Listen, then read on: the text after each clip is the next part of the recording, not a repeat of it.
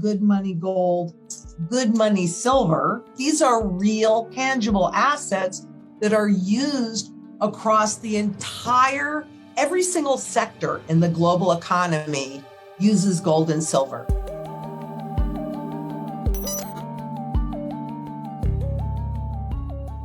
Lynette Zang argues that good tangible assets like gold and silver are used in every sector of the global economy, making them a stable investment. Unlike fiat currencies, which can historically go to zero, tangible assets like gold and silver always have demand. Tangible assets move through a cycle from undervaluation to fair valuation to overvaluation to fair valuation to undervaluation, and it's constantly.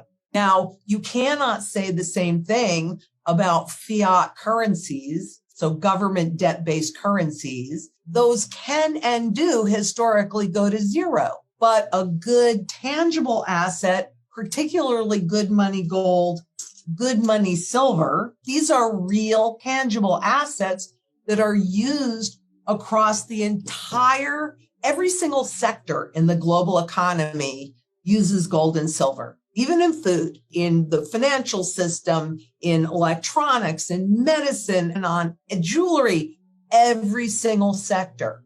And therefore, you have the broadest base of functionality because it works in every single sector. That's the function. And therefore, you have the broadest base of buyer. Lynette Zang discusses the current state of the economy, which she argues is completely financialized. She argues that by building derivative contracts on top of assets like real estate, everything has been turned into a financial trading asset. Lynette Zang suggests that this is not the way a stable asset should work and is just the way Wall Street works. So 100% of the time you have demand, sometimes more, sometimes less.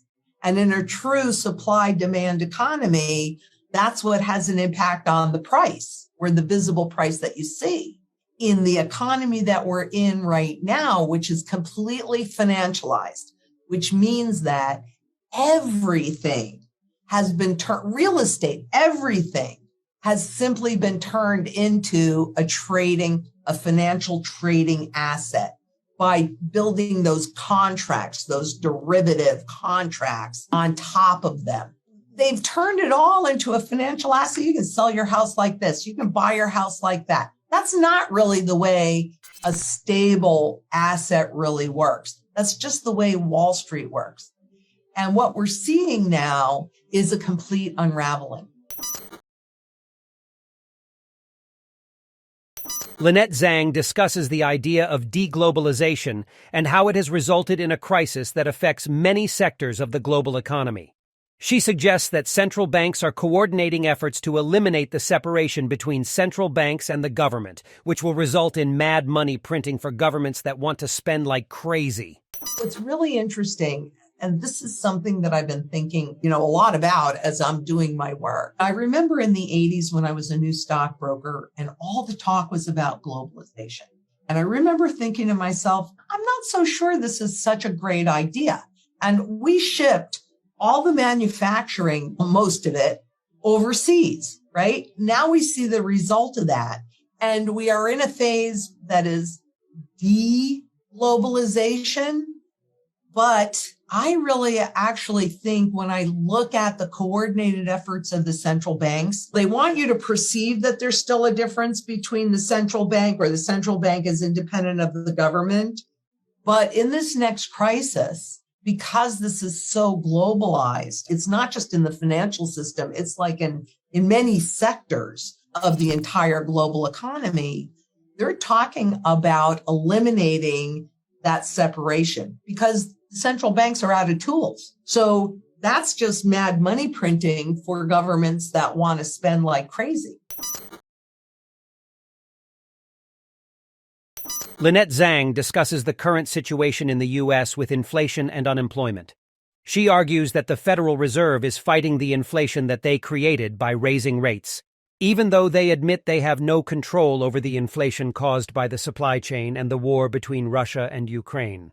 When you look at what's happening right now in the U.S., between Jay Powell and the central banks fighting the inflation that they created by raising rates, even though they admit that they have no control over the inflation caused by the supply chain and the war between Russia and Ukraine. At the same time that you have the Fed Chair Powell raising rates to increase unemployment so that they can get price stability, workers won't ask for more money when they work. And there's also, if you look on the Federal Reserve Education Department, FRED, F-R-E-D, the purchasing power, that's how much your money will actually buy you. It's still at 3 cents. But we know that we juggle these numbers. So what I'm really saying to you is the game is over, because the only thing now, and this is what negative interest rates actually did, they've already gotten inflated away your purchasing power. Now they have to attack your principal. Lynette Zang talks about how the current economic system is a con game that is bound to collapse. She discusses the possibility of hyperinflation and loss of confidence in the system and what can be done in such a scenario. So when you know that the game is over, this is a con game, and everybody's about to realize it through loss of confidence and hyperinflation, what do? If you create, and looking back at those historic patterns when we've had a currency regime shift, they create so much chaos that's going around that you're looking over here, you're looking over here, you're looking up there, and they're changing everything underneath your feet over here. And you don't even realize it. And it's funny because it's usually all the same kind of issues, right? So back in the 70s, we had the women's movement. We have that now. We had the oil embargo. We have the energy issues now. We had civil rights. We've had those issues now. We've had high inflation. We have those issues now. War, that's a big one. We have those issues now. So there's all of this chaos, and it's about distraction. And it's about creating a big enough crisis that scares the crap out of you so that when they come in with their solution, you say, save me, Mr. Bill, save me. You just accept it.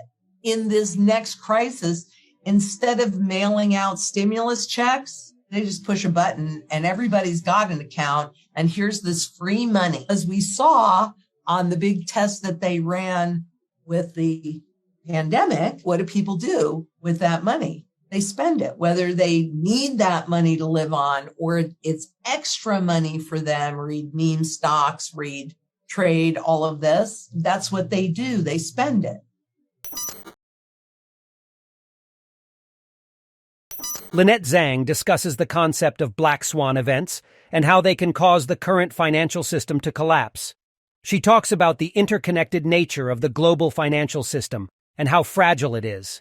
When I say that they have this planned, we are entering a period where I don't know how many black swans might descend on us at one time. These are things that you don't know. You can't say what black swans do you see, but a black swan event is an event that happens that nobody could anticipate. So I can't tell you what that could be, but the system is super fragile and it's stretched really. It's like a house of cards, and any little breath could push this whole house of cards over. And while the central banks have done studies on the interconnected nature of the financial system, so if it happens in China or it happens anywhere in the world, it can travel throughout the entire global financial system. Lynette Zang talks about the possibility of a plan to bring about a global economic collapse. She discusses how events have been globally synchronized since 2000 and how the decoupling of governments and central banks could be a cause for concern.